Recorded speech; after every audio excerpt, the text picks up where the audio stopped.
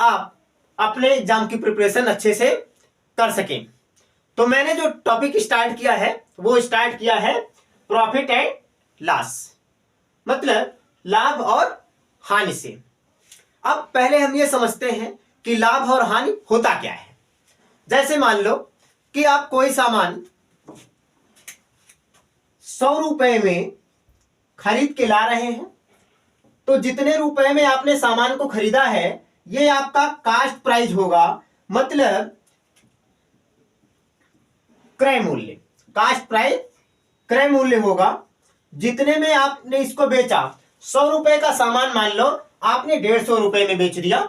100 रुपए का सामान अगर आपने 150 रुपए में बेच दिया तो ये 150 रुपए आपका सेलिंग प्राइस है, मतलब विक्रय मूल्य, जितने रुपए में आपने बेचा है।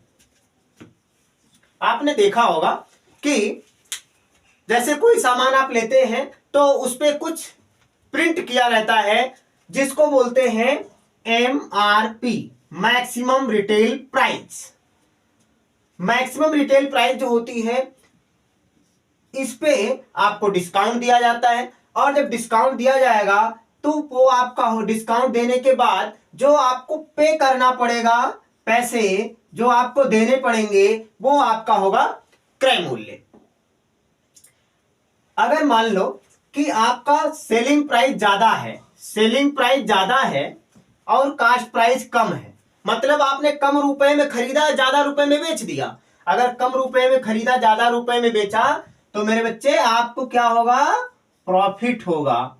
लेकिन अगर आपने कोई सामान ज्यादा रुपए में खरीदा और उसको कम रुपए में बेचा, मतलब यहां पे आपका कास्ट प्राइस अगर ज्यादा है, सेलिंग प्राइस कम है।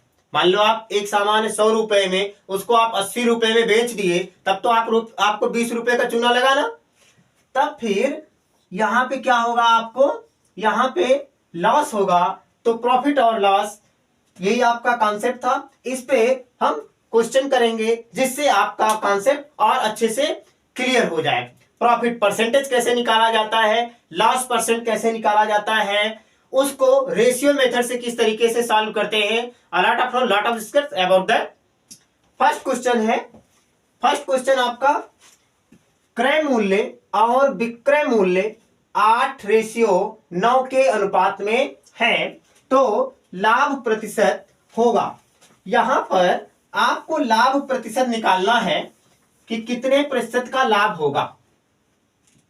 देखिए यहां पर दिया गया है क्रय मूल्य और विक्रय मूल्य का रेशियो, मतलब CP रेशियो SP दिया गया है 8:9। CP कास्ट प्राइस, मतलब अगर कोई सामान 8 रुपए में खरीदा गया तो ये सामान बेचा गया है 9 रुपए में, मतलब आपको अगर रेशियो के हिसाब से देखा जाए तो आपको 1 रुपए का मतलब प्रॉफिट हो रहा है। यहां पे आपको निकालना है प्रॉफिट परसेंट, कितने का प्रॉफिट होगा। हम इसी रेशियो से देखते हैं तो ये प्रॉफिट जो है 1 का प्रॉफिट हो रहा है। कितने पर प्रॉफिट हो रहा है, प्रॉफिट और लॉस हमेशा आप निकाले जाते हैं किस पे, कास्ट प्राइस पे निकाले जाते हैं।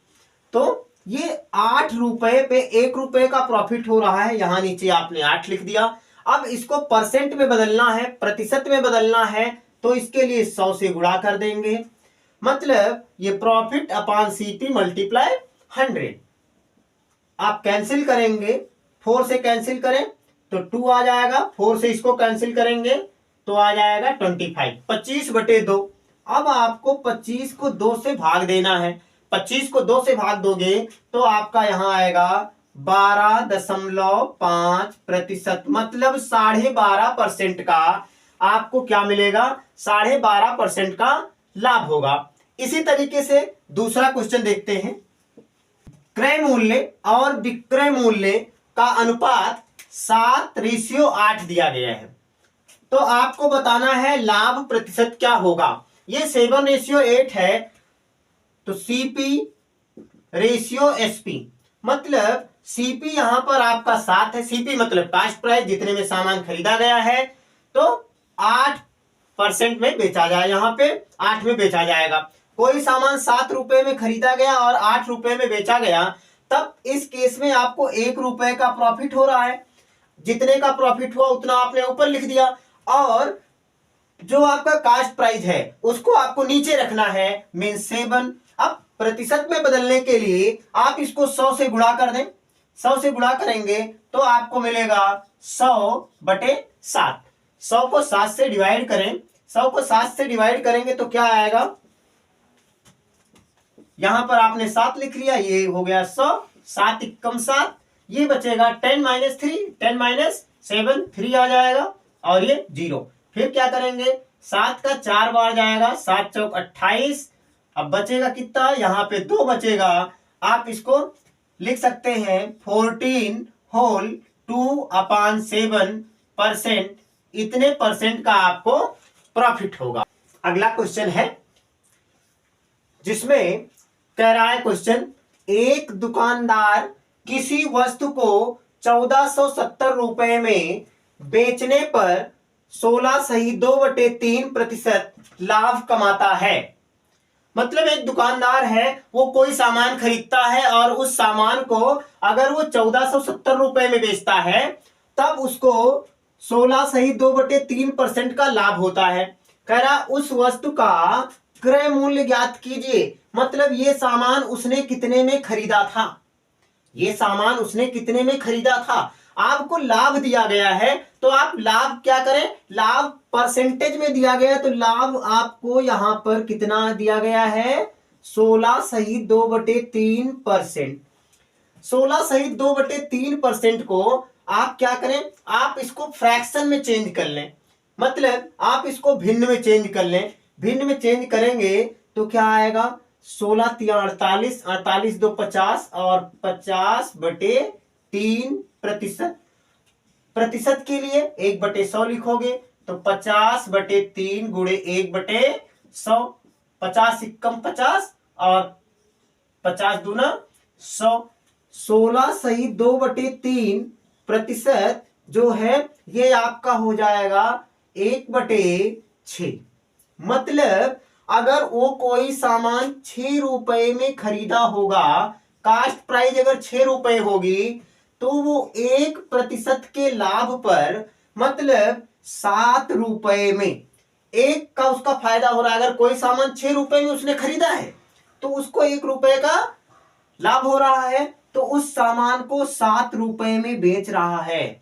अगर मैंने क्या किया, जो मुझे फ्रैक्शन दिया गया था उसकी हेल्प से मैंने निकाला, तब ये आ रहा है कि 7 रुपए में उसने सामान को बेचा। लेकिन मेरे बच्चे, उसने सामान को 7 रुपए में नहीं बेचा है, उसने सामान को 1470 रुपए में बेचा है। तो 7 ये बराबर है किसके, 7 बराबर है 1470 के।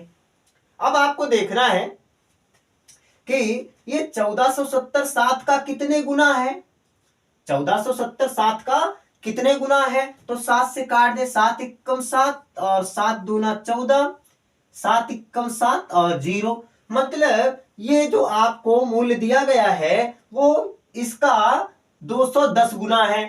तब कास्ट प्राइस भी 210 गुना होगा। 6 को आप 210 से गुणा कर दें, 6 एकम 6, 1 0 यहां लिख लेंगे, ये 6 हो गया और 6 दूना 12। मतलब वो 1260 रुपए में सामान को खरीदा होगा, जिसको वो बेच रहा है इस समय 1470 रुपए में। तो इस तरीके से आप ऐसे क्वेश्चन को फ्रैक्शन की हेल्प से सॉल्व कर सकते हैं। Thank you for watching my video. धन्यवाद।